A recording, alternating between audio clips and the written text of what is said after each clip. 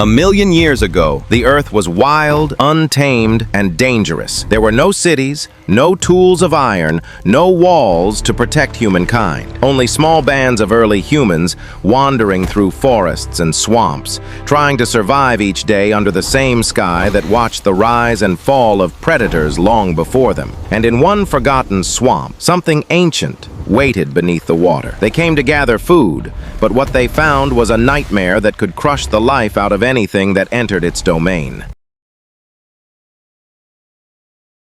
This is the story of the giant python hunt, a story of fear, courage, and the beginning of humanity's fight for survival. The morning sun rises through the mist.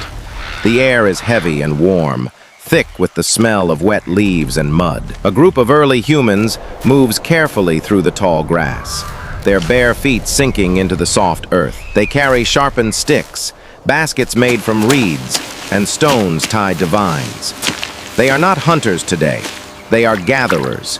The swamp is rich with food, roots, berries, fish trapped in shallow pools. But there is something strange about the air this morning. Too still, too quiet. The birds that usually fill the forest with sound are gone. The leader of the group, a broad-shouldered male with a scar across his cheek, stops suddenly. He senses something unseen. The others freeze, eyes darting into the shadows of the trees. Then one of them notices. It's a long mark in the mud. Smooth, curving, wide as a man's chest. At first they think it's the trail of a fallen branch dragged by the wind. But then they see that it's fresh, still glistening with moisture. A serpent's trail, and not a small one. As they follow it with cautious steps, they find something even more terrifying. A shed snakeskin, half buried in mud, shimmering like wet leather in the sunlight.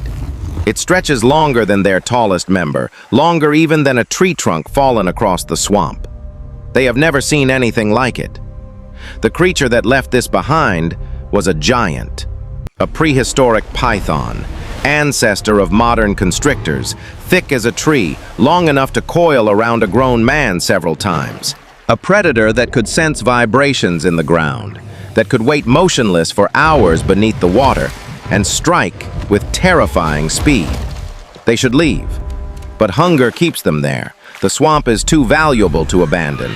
They convince themselves the serpent is gone, that it's shed its skin and moved to another place. So they stay. For a while, all seems calm. They wade into the shallows, collecting fruit and digging up roots. Children play quietly near the edge, tossing pebbles into the water. The women fill their baskets with reeds and shells. The men spear fish among the reeds. The surface of the water shimmers in the sunlight. Nothing stirs. But beneath, a shadow glides silently. The python feels the tremors of their footsteps through the mud. It can sense the pulse of life above. It waits. It watches. It knows which one to strike first. A small boy reaches for a basket floating just out of his reach. He steps deeper into the water. He laughs as the ripples spread around him, and then the water erupts. A massive shape bursts upward, an explosion of scales and muscle. The boy disappears in an instant.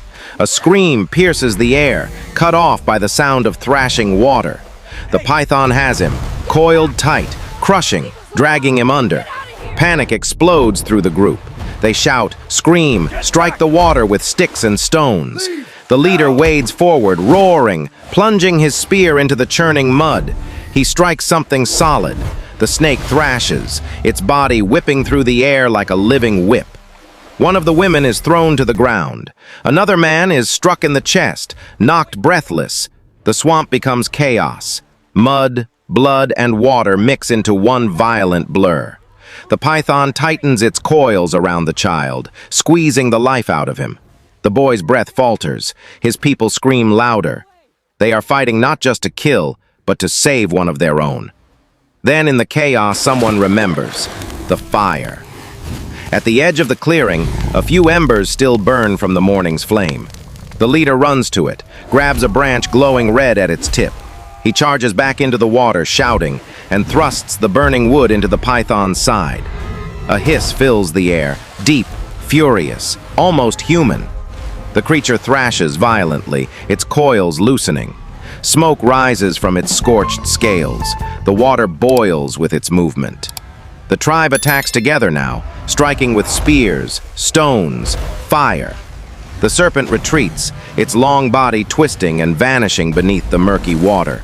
The surface ripples once, twice, and then becomes still, silence. Only the sound of heavy breathing, dripping water, and the boy coughing weakly in his mother's arms. He is alive. They have survived, but barely. They stand together at the swamp's edge, staring into the still water. The serpent is gone, but its presence lingers in every shadow, every sound. They know it's not dead, just waiting, somewhere below.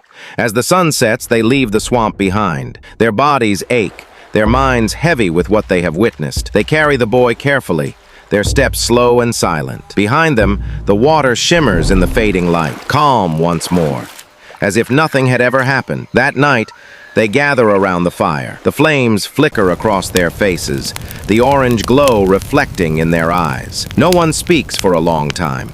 They stare into the fire, remembering the shape that moved beneath the surface, the sound of the boy's cry, the heat of the burning branch. Something has changed in them. They have learned a lesson no words can capture, that survival is not only about strength, but about unity, courage, and the fire that burns in their hands. The leader takes a stick and draws in the dirt the image of a great serpent, its jaws open wide, its body coiled around a human figure. It becomes their warning, their story.